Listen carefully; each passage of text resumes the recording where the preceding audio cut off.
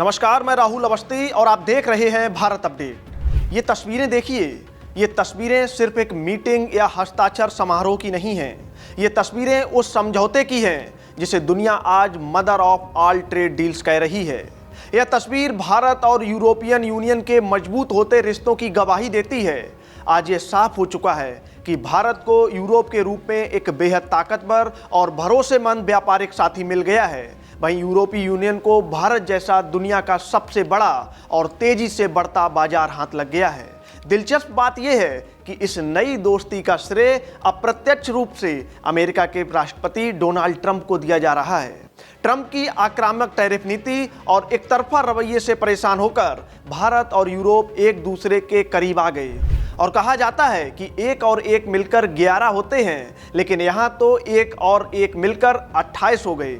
भारत और European union के 27 देश मिलकर अब 28 देशों की एक मजबूत आर्थिक और रणनीतिक टीम बन चुके हैं। आपको बता दें, भारत और यूरोपीय संघ के बीच हुआ यह फ्री ट्रेड एग्रीमेंट केवल एक व्यापारिक समझौता नहीं, बल्कि वैश्विक अर्थव्यवस्था को नई दिशा देने वाला एक ऐतिहासिक कदम है।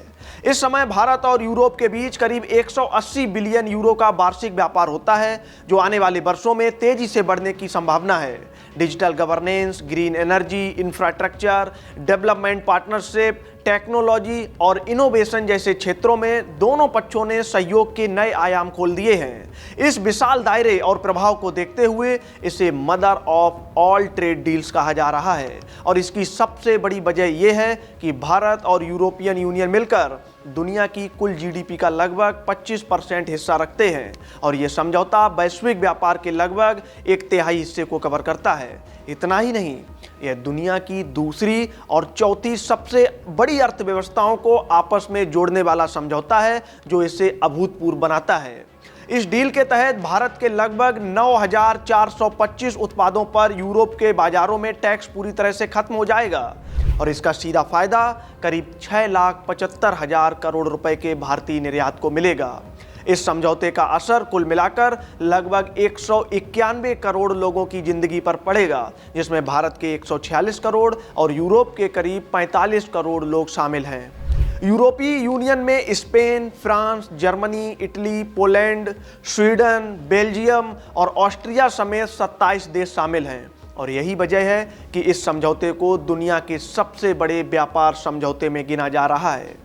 फ्री ट्रेड एग्रीमेंट लागू होने के बाद भारत और यूरोपीय यूनियन एक दूसरे के सामान पर बहुत कम या बिल्कुल भी टैक्स नहीं लगाएंगे। इसका सीधा मतलब ये है कि भारतीय उत्पाद यूरोप के बाजारों में सस्ते मिलेंगे और यूरोप के उत्पाद भारत में आम लोगों की पहुंच में आ जाएंगे। इससे दोनों तरफ के उपभोक्ताओं को सीधा फायदा होगा। भारतीय और यूरोपीय कंपनियों के लिए एक दूसरे के बाजारों में व्यापार करना आसान हो जाएगा। आईटी, बैंकिंग, फाइनेंस और सर्विस सेक्टर में व्यापार तेजी से बढ़ेगा, जिससे भारतीय प्रोफेशनल्स के लिए रोजगार के नए अवसर पैदा होंगे। आने वाले समय में यूरोप में काम करने वाले भारतीय प्रोफेशनल के लिए वीजा की संख्या भी बढ़ाई जाएगी। यूरोप की कंपनियां भारत में पहले से ज़्यादा निवेश करेंगी, जिससे देश की टेक्नोलॉजी ट्रांसफर और रोजगार दोनों बढ़ेंगे। यूरोप में पढ़ने वाले भारतीय छात्रों को पढ़ाई पूरी होने के बाद कम से कम 9 महीने की वीजा की सुरक्षा भी मिलेगी, ताकि वे वहां पर रहकर नौकरी या स्किल डेवलपमेंट के अवसर भी तलाश सकें। और व्यापार को आसान बनाने के लिए बंदरगाहों और एयरपोर्ट पर कागजी प्रक्रिया को बहुत ज़्यादा सरल किया जाएगा, जिससे ट्रेड क्लियरेंस तेजी से होगा और समय और लागत दोनों की बचत होगी।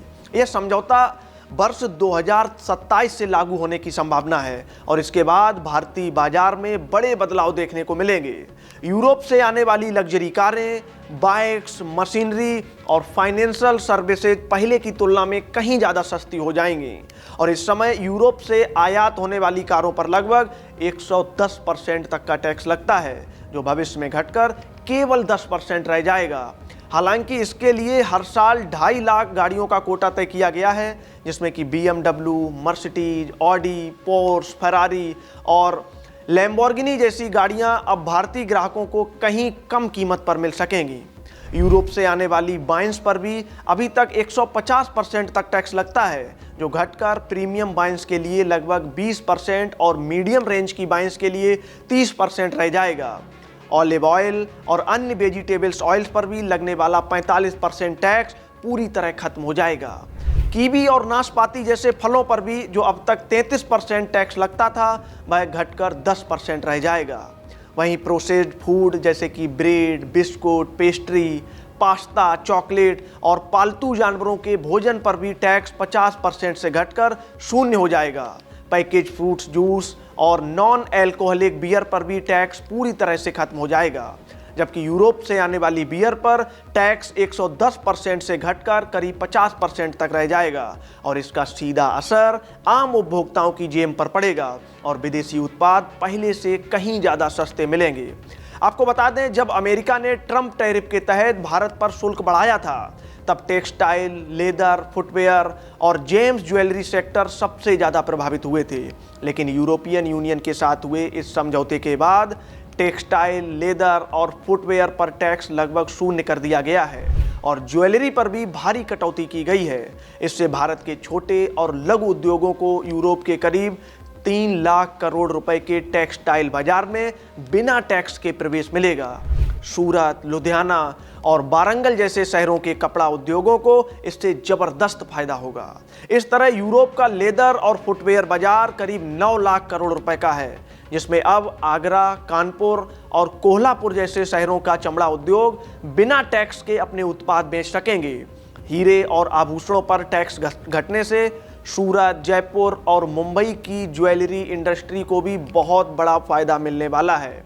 कुल मिलाकर यह समझौता केवल व्यापार बढ़ाने तक सीमित नहीं है, बल्कि यह भारत को वैश्विक सप्लाई चेन में और मजबूत करता है, रोजगार के नए अवसर पैदा करता है और आम लोगों की जिंदगी को सीधे तौर पर प्रभावित करता है।